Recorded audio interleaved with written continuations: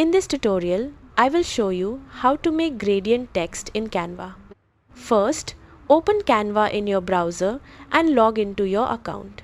Once you are on the home page, open an existing design or click Create a Design to start a new project.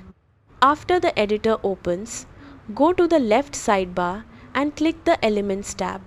In the search bar, type Gradient and choose a gradient background that you like. Add the gradient to your canvas so it fills the background. Next, go to the Text tab and add a heading or text box. Type the text you want to turn into gradient text. Select the text and change its color to white. Then click the transparency option in the top toolbar.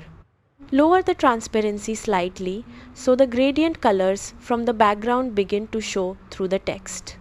Adjust the transparency until the gradient effect inside the text looks the way you want. You can also experiment with different gradient backgrounds and fonts to create unique styles. That is how you make gradient text in Canva.